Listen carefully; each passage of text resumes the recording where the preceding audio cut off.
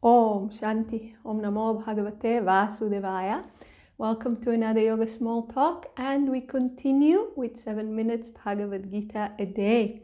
We are reading from chapter 6, the Yoga of Meditation, and we've read verse 1, and we discussed a little bit, but there are a few more things to say, so let us read this verse again. The Blessed Lord said, 1. He who performs his bounden duty without depending on the fruits of his actions, he is a sannyasi and a yogi, not he who is without fire and without actions. So, what's happening here? We are in the chapter of the Yoga of Meditation. Lord Krishna starts. In previous chapters, we saw Arjuna asking questions. Here, Lord Krishna starts the discussion. And he's talking about doing duties. So, how do all those things come together, one might ask? And Adi Shankaracharya, the great yogi who lived about 1200 years ago, and the father of modern Advaita Vedanta, he explained to us that the entire chapter 6 is a commentary on the last 3 verses of chapter 5. So we saw when we were studying chapter 5, verses 27 to 29, discuss the yoga of meditation, 3 verses. 27, what should the body be like in meditation? 28, what the mind should be like in meditation. 29, how should we contemplate the object of meditation, the Supreme? How should we meditate on God?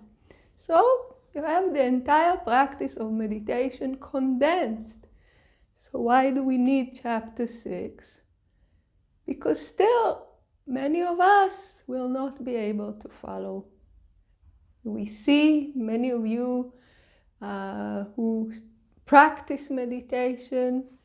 Sometimes we have a short guidance in the beginning and we give the instructions, sit up straight, close your eyes, regulate your breath, bring your mind to the focus point, bring to your mind the deity or the mantra or your object of meditation, and just whenever the mind goes away, bring it back to the object of meditation.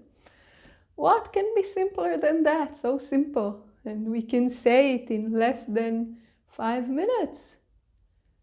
Very, very difficult. We all know that. We're all struggling with that. Very, very difficult because the body and the mind are not yielding. More preparatory work is needed. So we still practice the meditation while we do the preparatory work, but we also get an opportunity to see how difficult it is.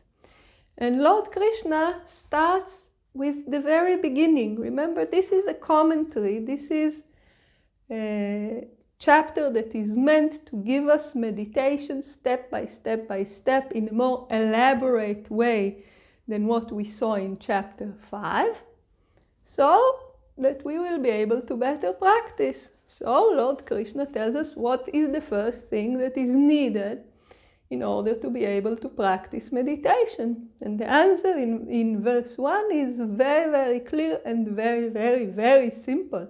Karma Yoga. Not coming as a surprise to any of us, because since the beginning of the teaching, we've been hearing Karma Yoga, Karma Yoga, Karma Yoga, Karma Yoga. Without Karma Yoga, there is no purity of mind. Without purity of mind, there is no meditation. Without meditation, there is no knowledge. This is the gist of the whole teaching. So, if we want to get to knowledge through action, because we have not yet transcended action, this is the path. This is the path for us. This is the path for Arjuna, and Lord Krishna is telling it to us again and again and again. And this is also why in the chapter that is called the Yoga of Meditation, the first thing we hear about is Karma Yoga. He who performs is bound in duty. Action.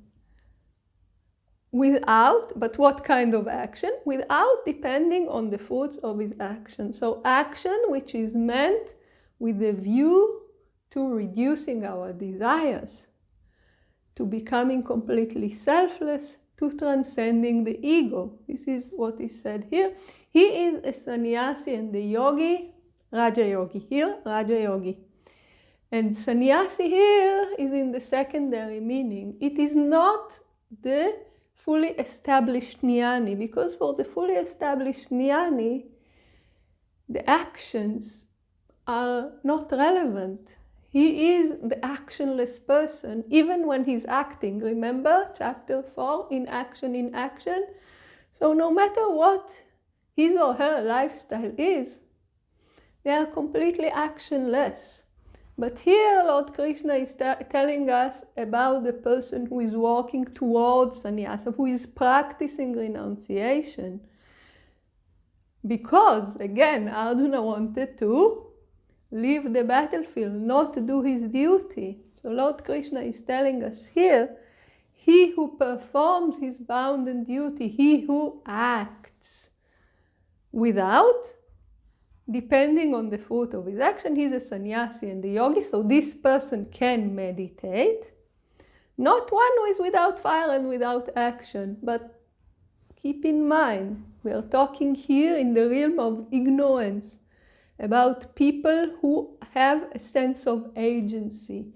So once we have the sense of agency and the sense of duality, I am the doer and I am separate from everything else, then we should act, but with a view to reducing our desires.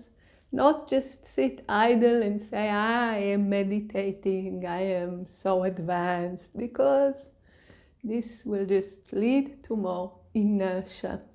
So this is a little bit more of a perspective about why this chapter starts like this and what is the purpose of this chapter. And we will see how the teaching develops in the next video. Please join us.